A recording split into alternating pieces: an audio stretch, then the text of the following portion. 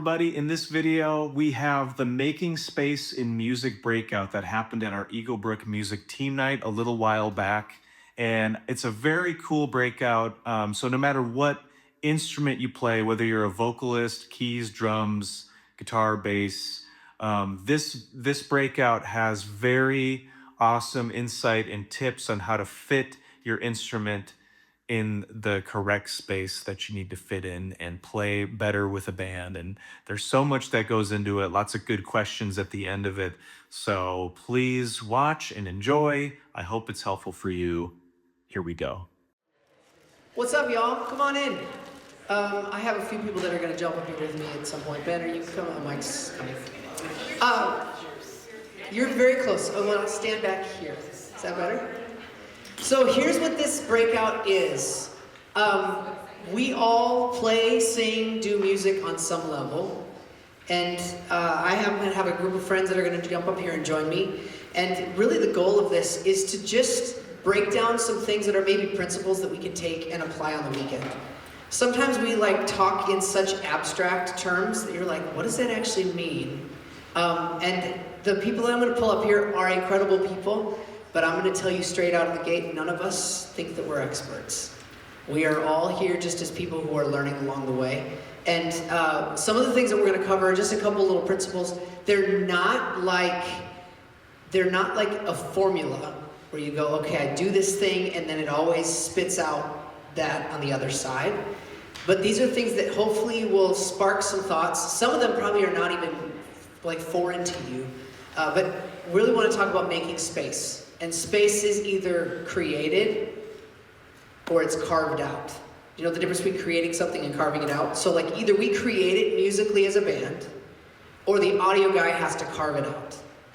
Does that make sense? And every audio person at Brook will tell you, you're like, oh, the mix is awesome. Sometimes you ever say that, and then they're like, yeah, I didn't do anything this week. You all did that. Because what we did musically created all of this space for things where things just sat in their place and they worked together and they weren't on top of each other. So that's what we're going to do, and it's going to be really practical. We're going to take some questions. We're going to just do this interactively. Is that cool with you guys?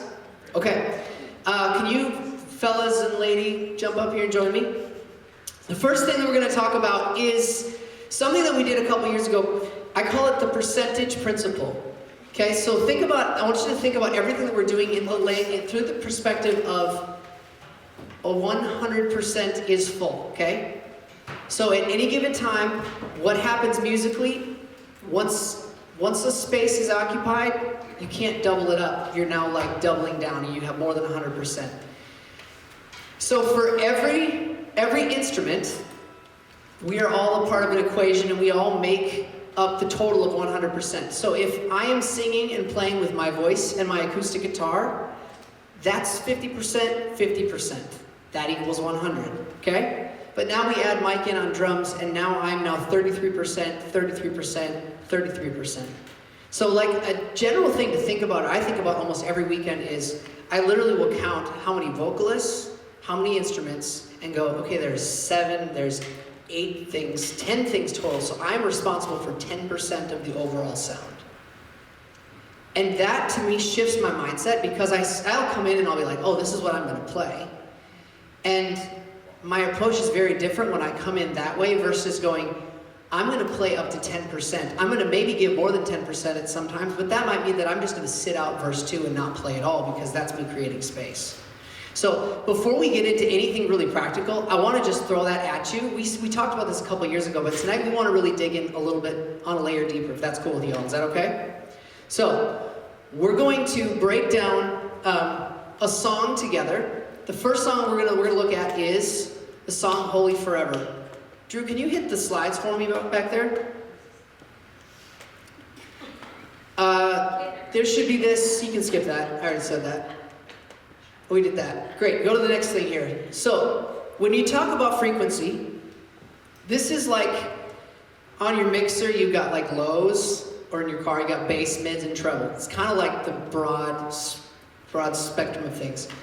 What lives in the low range up here in what we do in a weekend? Shout it out. Kick drum. Yep, what else? Bass. Yeah, bass guitar, kick drum. What else? Low keys, yep. What else lives up? What else lives down low? Toms. Yeah, here they do. Our toms are definitely down there. Okay, what about mid-range? Guitar, yep. What else? Vocals, yep. Keys, tracks. Tracks count as tracks sometimes. Okay, what else lives in mid-range? Snare drum, yep. What else lives in mid-range? Acoustic guitar, if we have it, yep. Okay, what about the top end, like high end? Cymbals. S's and T's, yep. The stuff that hurts. Hi-hats. Click, yeah, that's how you can hear it. Okay, so where is the most congested space of everything? Mid-range. So tonight we're going to focus a lot of energy on the mid-range because once a space is occupied by one thing, it only works best when it gets to be there by itself rather than everything stacking on top of it. Okay, so here's what we're going to do tonight. We're going to do the song Holy Forever in both a guy key and a girl key because it changes things, right? Y'all know we transpose things all the time and tracks sound very different when they're in one versus the other. We're going to start with Holy Forever in the key of Emily, key of E. Okay, E for M. And I would like us to just play this. Everybody's prepared. You've all learned the song. You all know your parts. You all kind of are coming in. You know what you're going to do. And we're going to just give it a go. We're going to play a verse and a chorus, and then we're going to stop and then see what we're hearing. Okay? Now, I'm just going to say before we do, this is a live room. So everything is super obvious here. It's not like a tuned PA. Things are like just on. Okay? So it's going to be awesome. Y'all ready? So if you feel inspired to worship, would you stand and sing with us? Yeah. Okay, so everybody has prepared and they know what they're going to do. They're like coming in. I want you to listen to yourself and do what you would do. We are going to start in at verse 2. Verse 2 of Holy Forever. Count us in, Mike, because we have no monitors. Praise.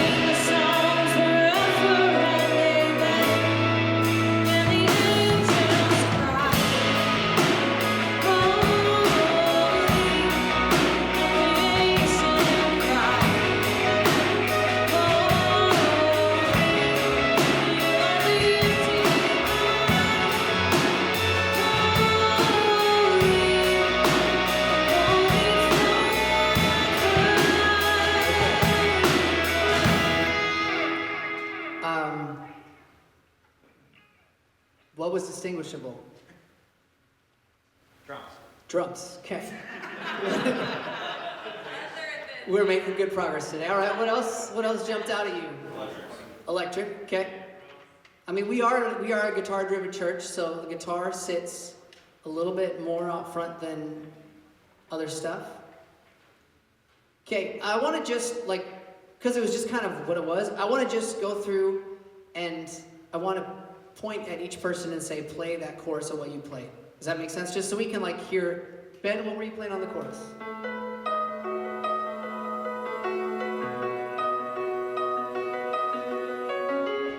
Okay, cool. Ethan, what were you playing on the chorus?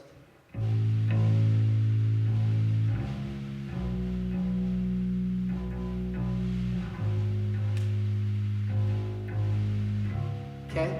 Jasper, what were you playing on the chorus? Okay.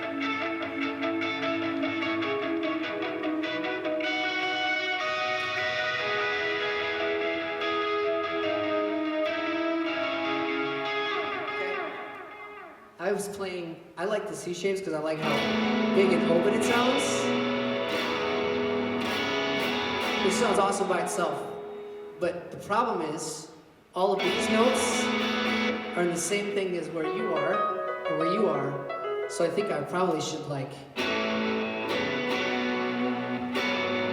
get down there. Ben, can you play your chorus again? Okay. Can you keep some movement but like simplified? And then Jasper, can you play what you were doing again? What would you do like if you were going to be a little more? So that's same as if you go back up to the higher thing.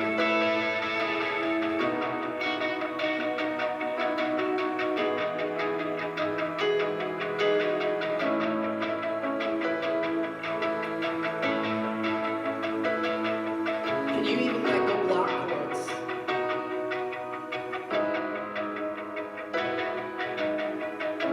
Yeah. So the tension is going to be right, still not losing energy, but still creating space. Can we try it and not try and have it feel flat, but also like think about it in terms of like keys live around middle C. That's kind of home base, and it can spread a little bit further than that, but it's like keys are here, electric guitar is going to sit higher than that, like the lead guitar, and then rhythm, if there's a rhythm guitar, is going to sit lower than that. You know, it's like down just in crunchy land, which to me just feels, sounds kind of boring by itself, but I think it actually will create the musical space where these things will work together. Can we try that and just see how that feels? All right, here we go. Same thing, verse 2.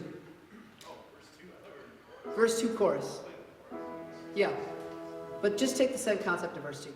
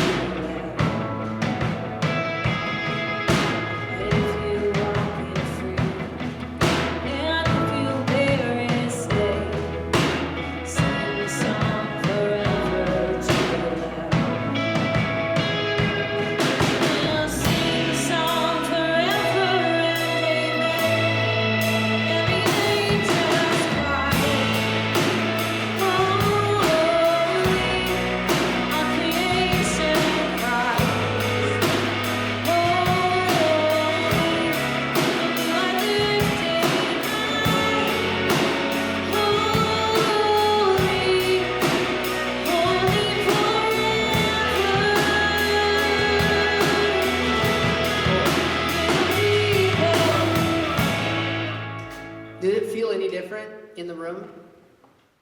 What felt different? I could hear the vocal for starters. You could hear the vocal. Finally. Nothing changed. This soundboard is sitting right behind Emily. Okay. It's right behind me. Nothing changed audio-wise. Well, your keys more intentional. Okay? You could hear keys more intentionally. What else was different? Competition. It was less busy. Less busy? You said it's not as mellow. Didn't sound as muddled. Yeah. More dynamics. More dynamics. And versus it. Yeah. I mean, that's the tension we run, right? Like, our sound is so big, so we could stay at 11 all day long.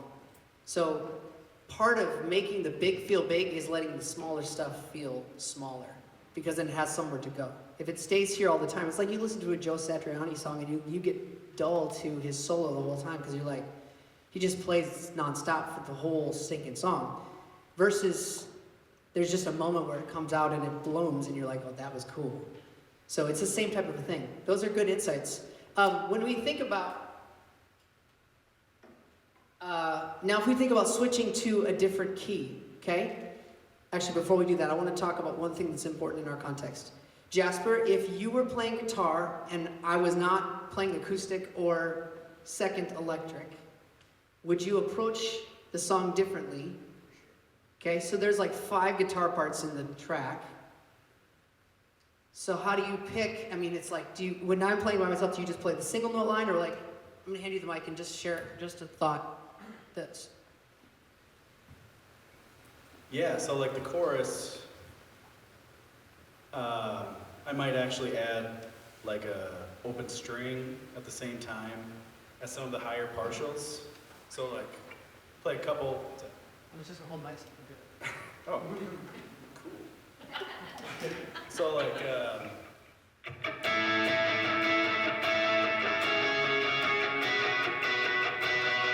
That's how I was doing it, but I might open it up a little bit more, not be as like percussive, because I wanted to fill the space. That like a big mid-range guitar, like lower. So like the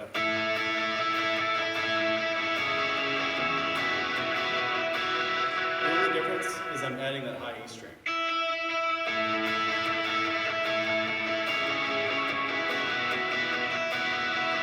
And it fills in that mid-range gap. That, I mean, it's not the total chord change, but it does kind of adjust. Ben, do you? I'll add like a low note at the same time, like a.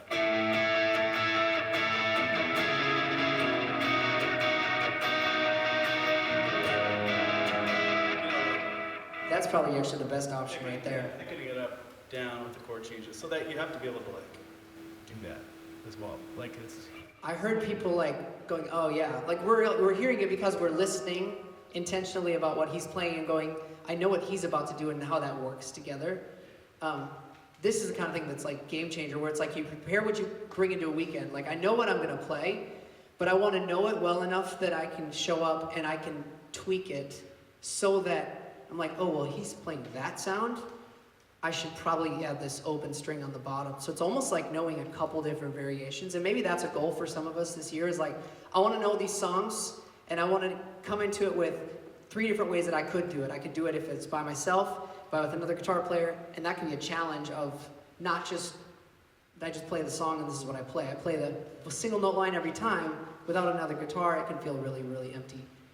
Ben, did you do anything different if there was a second guitar or not? Yeah, I would definitely play in a lower register.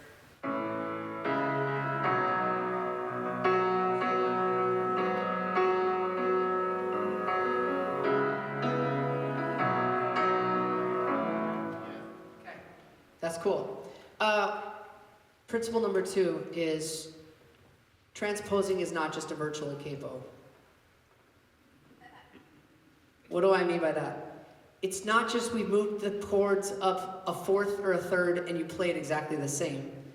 Sometimes you have to move it up, sometimes you have to move some stuff down, right? And so a song like this, when you put it in a guy key, the guitar line becomes different, everything changes. And so I would like to just do a verse 2 and a chorus in the key of C, just because it's a different animal. Is that okay? And then I just want to unpack that quick, and then I want to talk about the last and final thing for tonight. Sound good? Let's do it. Key of C.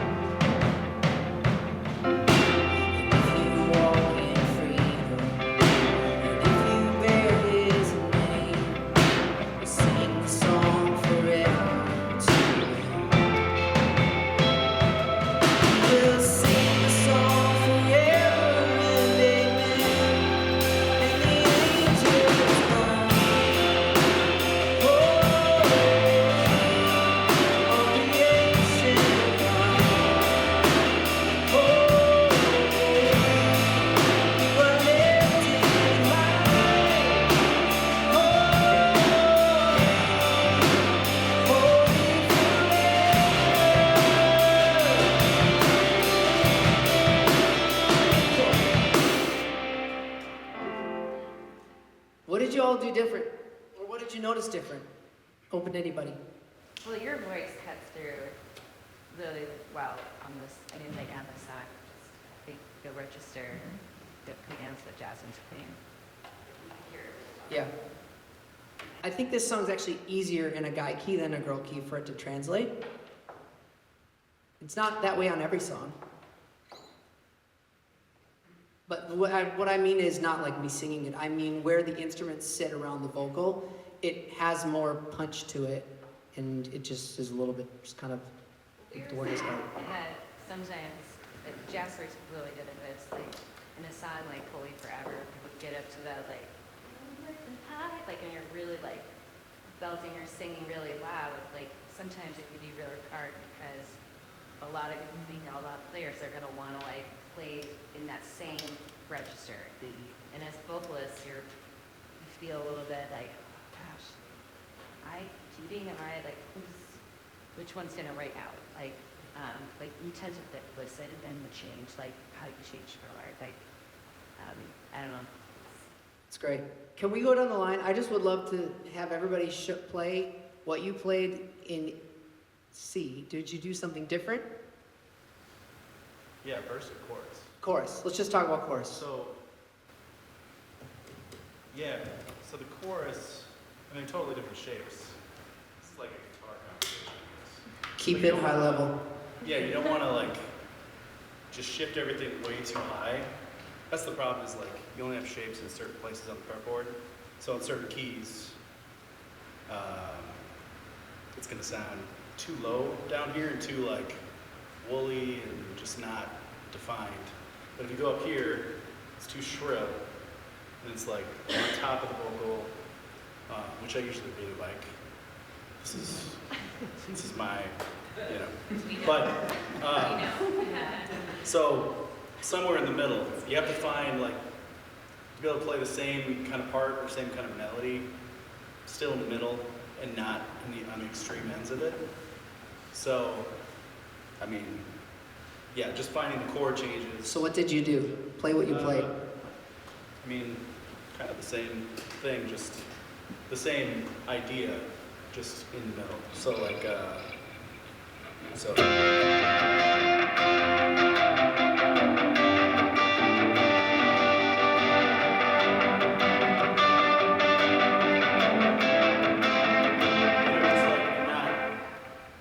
Not too much lower, because then I'm going to get in the way of keys in your left hand. And up here, it's just going to be not pleasing. So We're camping on guitar a little bit because this is the one, like keys, you kind of just get the luxury of, you can play different notes and you can still play the same shapes in a different key. Guitar, you're limited by scale length on the guitar. Ben, what would you add? I would say for me, just looking at the keys, I'm staying pretty much in the same area. I played a different inversion on the second time so I can stay close to that. But the other thing to add for keys players is that a lot of times that works if you're just playing bar chords, like, you know, fret chords or whatever, block chords. But when there's lead lines, when there's specific piano lines, you can play vastly different if you're 5 or 6 steps. So one of the things that I'll do is if it feels either too low or too high, a lot of times I'll octave my keyboard. And then I'll mess with where the octave, because this is making sense, like, so I'll literally have 2 octaves going, and then I'll just mix it until it tricks your ears to feel like it's closer to the original key, sort of closer to where it sounds appropriate. So, yeah, but I mean, for something like this, where I'm playing block chords, I've just moved it over inversions just a tiny bit. Cool. We do that with Ableton too, with tracks sometimes. If we're like having to shift tracks a ton, we'll just drop in octave higher or octave lower and mix it so it tricks your ear to think you're in closer to the right thing. Mike, can you talk about how you approach the room? Because you're playing in a room. You're playing in a room right now. You can't hear me, but you're playing in this room, and you're trying to play like weekend energy, but also playing to the room. And we have different. You would approach this room differently than you would at Woodbury, I would assume. So just talk for a minute about a thought on that. Yeah, I mean, I like to hit hard, if you know me. But for me, if I'm playing in a room like Maplewood, I would rather use sticks than hot rods. Hot rods just feels like the ultimate defeat. So trying my best to like stick the ride instead of crashing on the ride and not hitting a rim shot on the snare, like using the butt and just hitting it in the center. It can be a challenge to still bring energy when you're playing super quiet, but it's a fun challenge. Great. Yeah. Your facial expressions. We're going to talk for a minute about making space for the vocal. We talked about making space for the vocal, like, it kind of came up unintentionally when we were talking about the song, like, oh, I can hear the vocal because it was carved out. But the vocal, for all of us musicians, we just have to deal with the fact that we're not the main thing. Getting an opportunity for people to sing along, the vocal is the most important thing. So creating space for that is like the tip of the spear. But what I would love for us to focus on is an approach and an aspect of this that we don't normally talk about, and that is welcomes and underscores. Because whether you realize it or not, a vocal sits in a certain bunch of notes. So like my vocal is, I'm talking right now, Ben, figure out what notes I'm talking about, right? Yeah, what is that?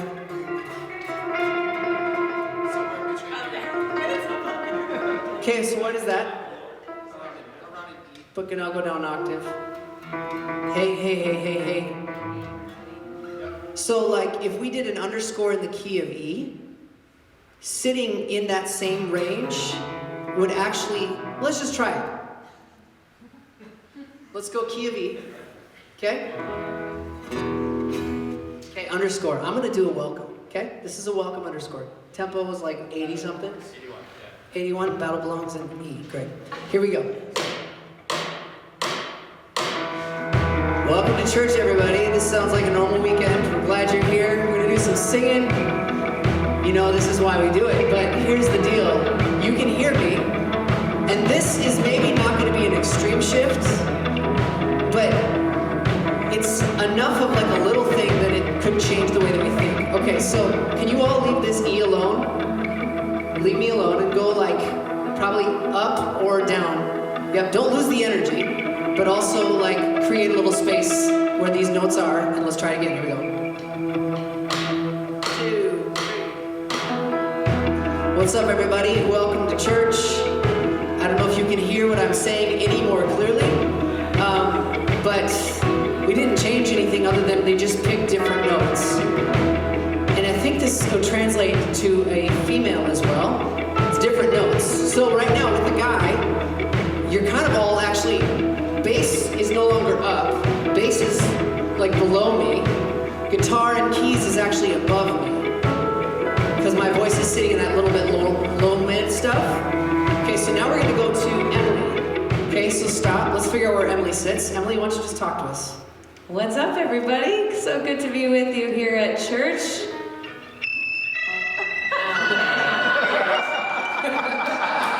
Let's strike that from the cameras, shall we? Never saw that coming. Gotcha. Yeah. Where are you? Keep talking. Hello, everybody. Hello. How are you doing? So glad you're here at church. She's almost an octave up from me.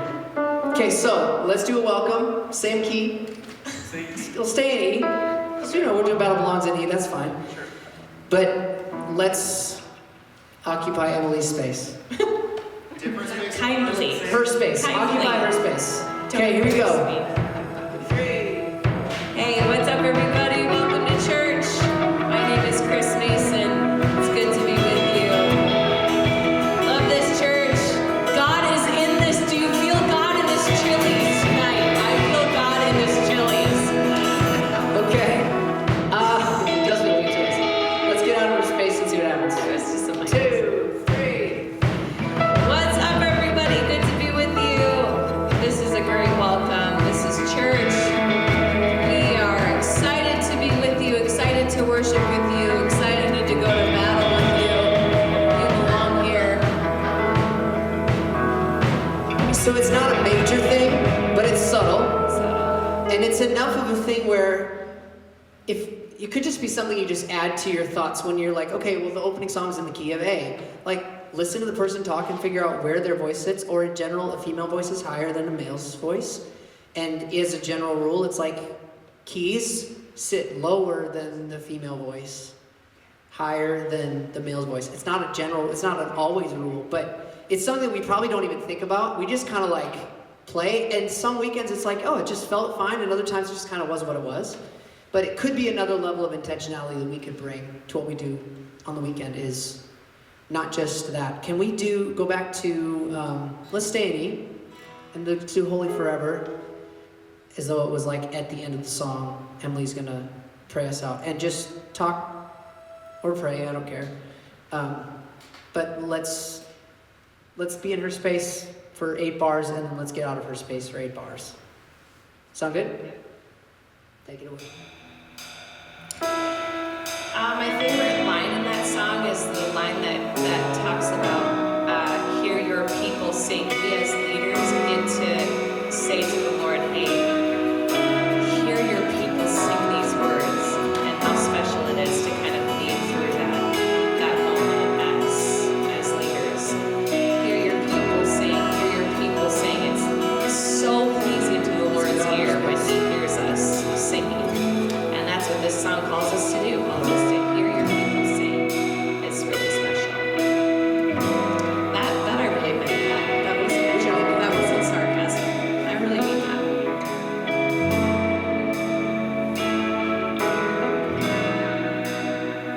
that. It wasn't major, but it just enough where it's like, especially when you get into like, acoustic guitar players love to noodle. And so when they're noodling here, it's very different than like,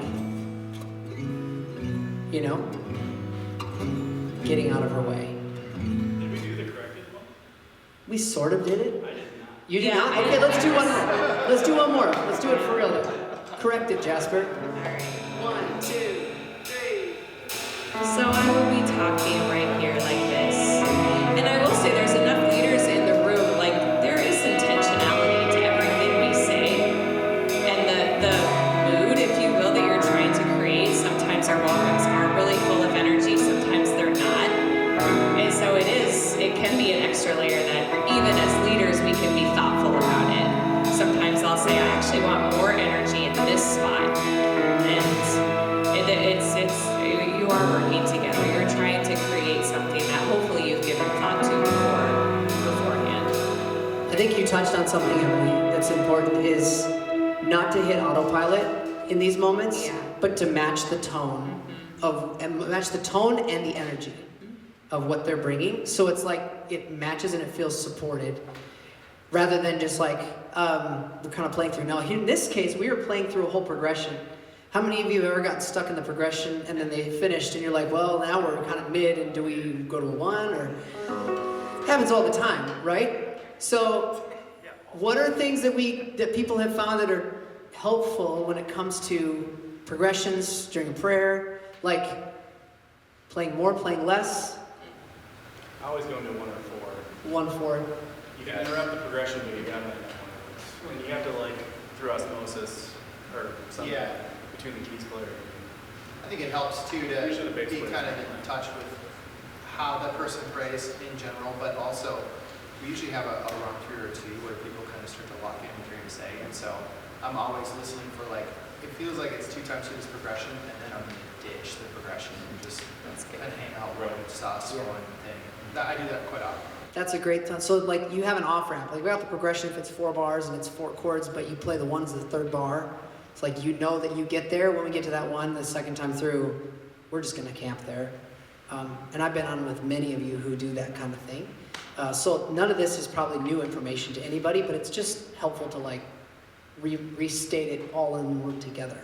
I think too that it's kind of a fun challenge, but you can also challenge yourself as the person who's leading through those moments with your words to know where they are musically too, so that you can also come down with them.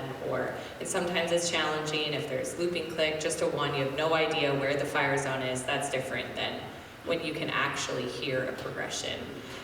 We can take that to the next level too. And You to just did that this past weekend.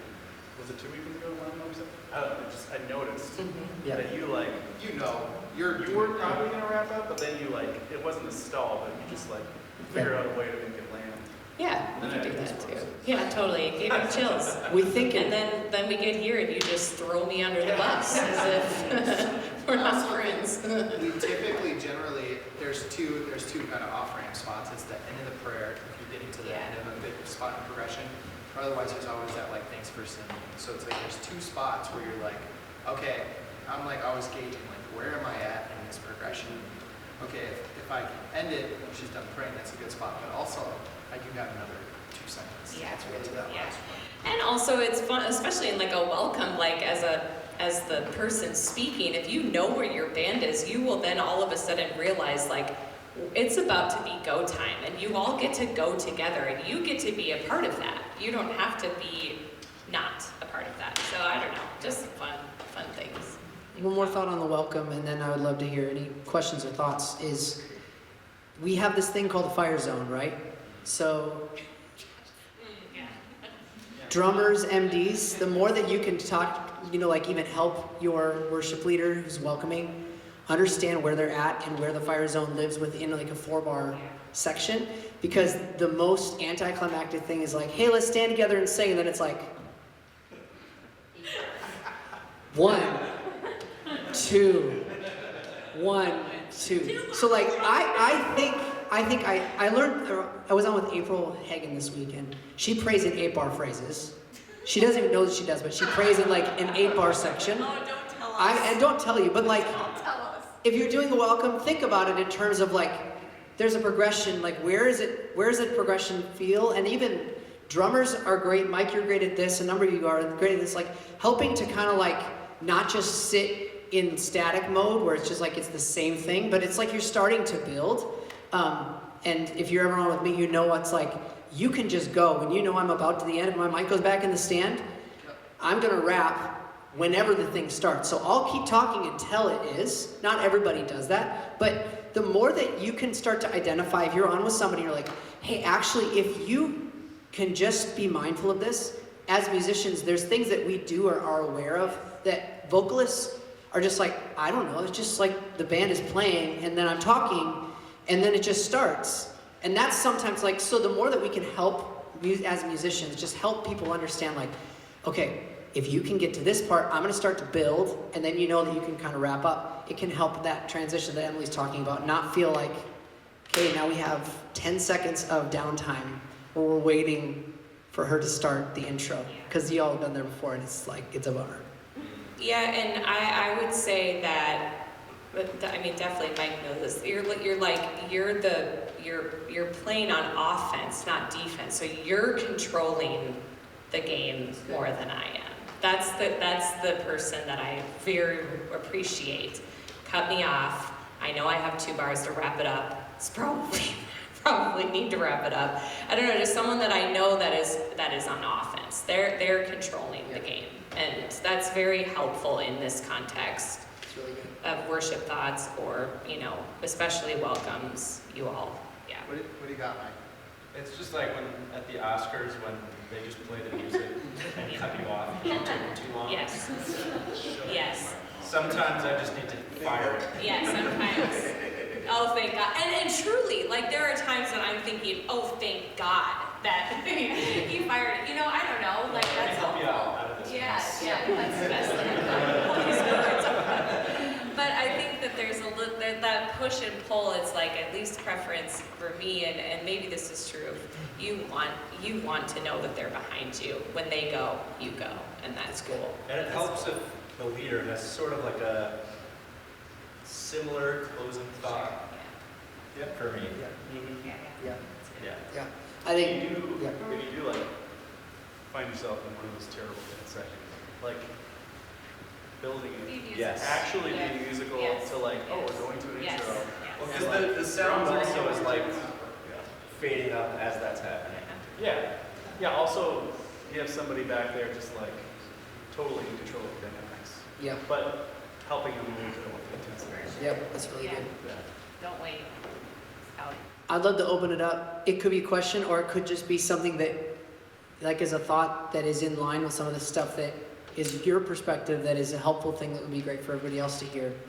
I'd love to open it up for a couple minutes if something jumped out at you or something that crossed your mind in your words as we're talking through some stuff. Question? Yeah. Look, for anybody who responds. So when we started, when you showed, here's the bands, there's always, at least in my mind, there's 2 things going on. There's always the band that you're in, or the series of bands that you're in, Yep. and the actual attack. So emotion, whatever you want to call that, which for, at least for keyboard players, those are two very different things that you're thinking about, right? You can be very unbusy, but also fill up a lot of space. Yeah. So, or you can be very, very busy, but only like one tiny little spot. Yeah. So how do you guys think about that when you're thinking about filling up space? How do you balance those things? And I realize that could go a lot of different directions, but yeah, I just was curious to hear your thoughts about that. I'll say something and then I'd love to hear what anybody else would. A question I ask myself, I'll stop playing in spots and I'll ask myself all the time, is this actually adding anything? Is what I'm doing actually making this better? Or am I just doing it because I feel like I'm contributing something? So I will sit out and like listen and then add something. So one of the things that I think about is just that. Is it? And then when I listen and when I'm not listening while playing, I'm able to hear where the space is to now go, oh, I actually need to bring more of this. And my role is a little bit different because this guy or this girl or this guy, it's like, well, sometimes it's a girl, but not you. Cowgirl Ben. Cowgirl Ben. They're going to play kind of what they are, and me as the worship leader, I'm going to kind of just fill whatever is needed. And so that's one thought to that. Other thoughts that you'd add? Like, listening, obviously. So, like, keyboard players consistently doing something on the second verse after the first line or whatever. You know that that's happening, but you're not just going to get bored and like play over it. Mm-hmm. And also, like, for front of house, it's really important that you have consistent times that you're, for sure, choosing so that he knows kind of what's happening. And then, like, we know what's happening. Like, this is your melody moment. This is my moment, Jasper. It's best to just let him finish. I've heard you say before that you literally will watch, if you're playing with Jasper, you'll watch and you're like, is he going to take this spot? Okay, he is, so I'm not going to. Yeah, so basically in those moments where there isn't someone singing, it's kind of the only time you can get away with a little bit of a line kind of thing. And I'll look at guitar and go, okay, is this one of these moments where Jasper's going to grab it or whoever it is? And I mean, I'll literally watch it.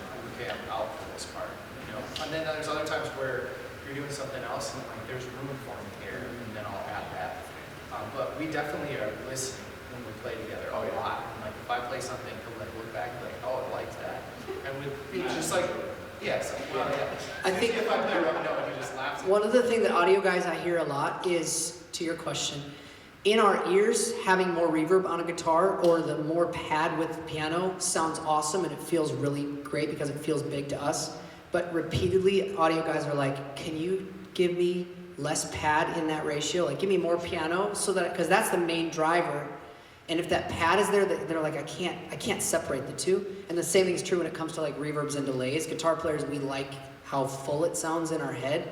And if we go to where we wanted, then probably take it 15% back from that. That would actually, to what you were speaking of, Matt, of like, you're bringing a lot, but you're not, it's like it could fill up a whole bunch of sound, but it's actually not usable. And that happens all the time too. Say something to you. Yeah. Something that an audio engineer told me was, if I have 3 or 4 or 5 different sounds going, it's like I can only get you as loud as your loudest sound. And so a lot of times we think we did a great job of mixing our stuff with our in-ears or whatever we did to kind of like dial in stuff.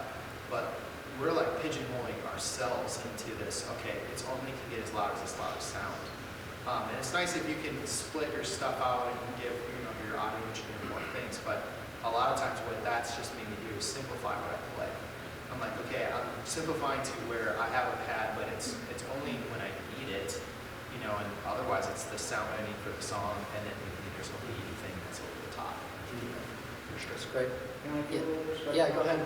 So I would just challenge anybody in the room that's a guitar player or keyboardist, if you want to learn something about how your instrument fits in the mix, your audio engineer would love to have you back at the board about who's mixing or she's mixing. It's just like, it's such a perspective shift. I would just challenge anybody to do that as former audio engineer here at the church. At Eagle Church. In a Mormon church. Kind of a guitar-specific question. In a more upbeat underscore situation, how do you create more energy without getting in the way of your speaker? like, usually percussive. Okay. So like palm mute stuff, like, that kind of, you know, or like little basic.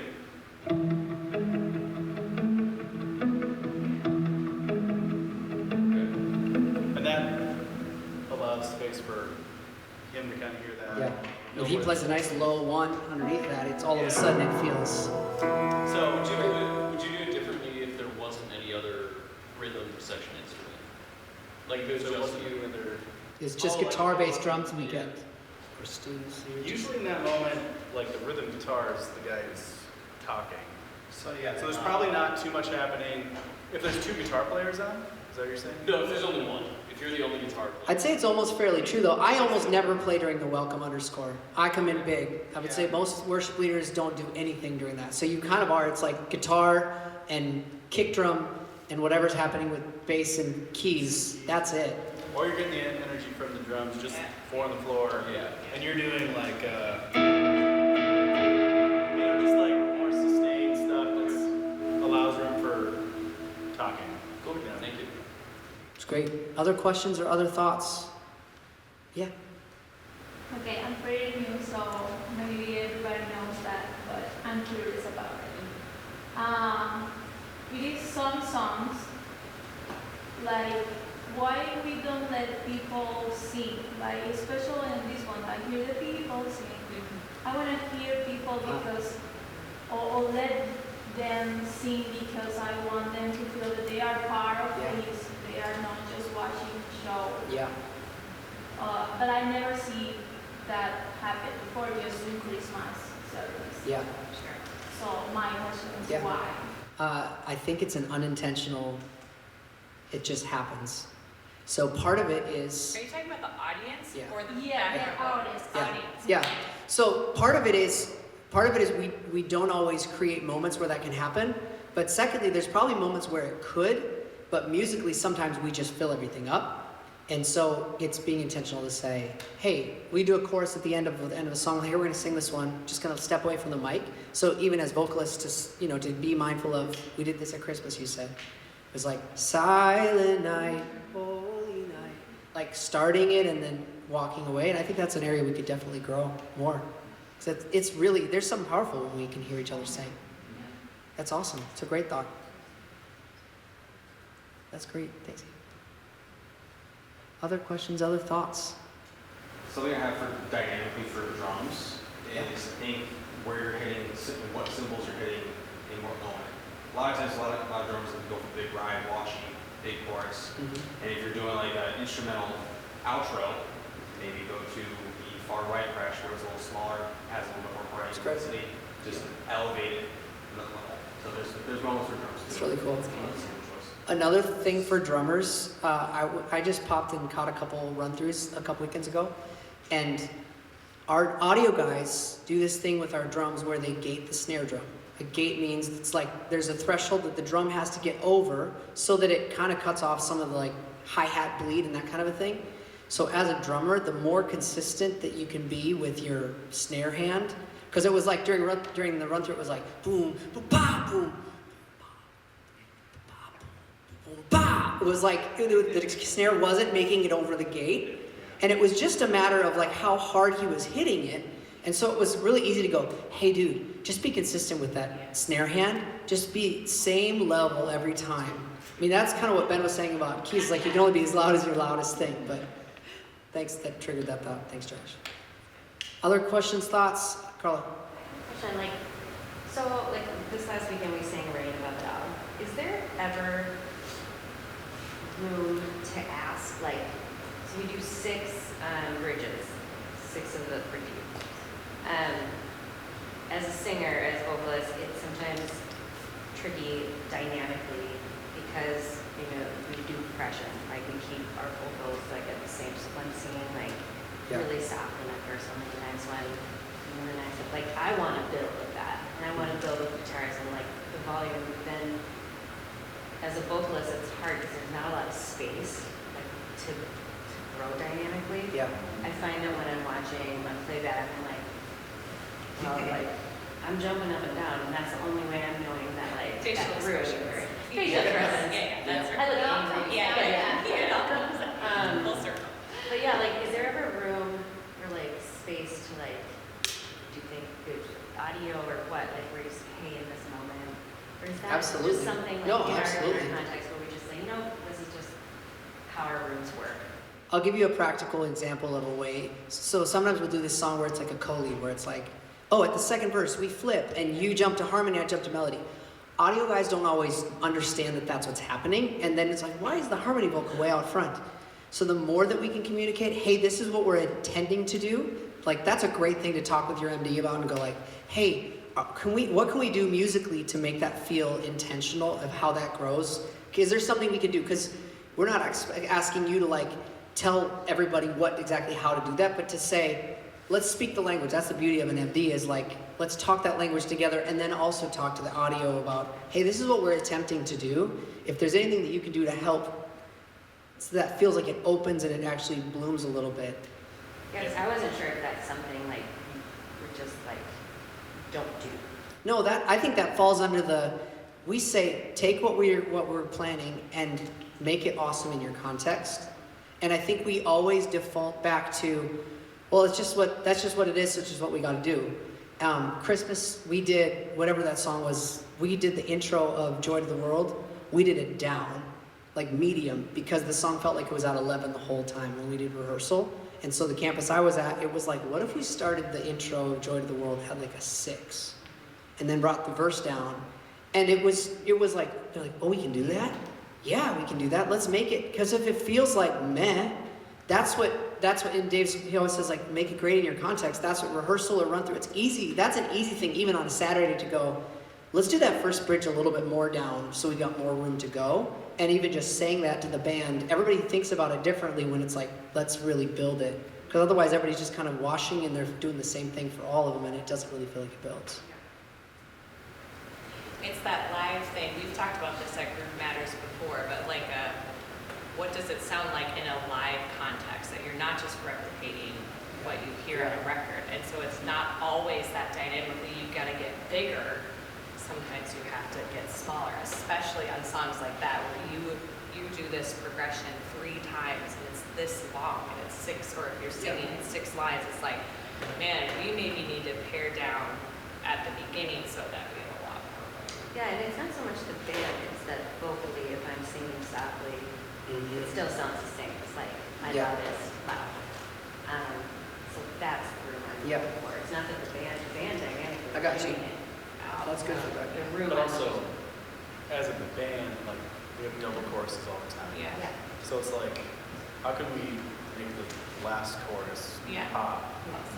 And it's not just always going higher or whatever. It's just like some kind of, it could just be one thing, like drums, kick pattern, whatever changes. Like Josh said, like stick the first one, then wash, lead in. Yeah.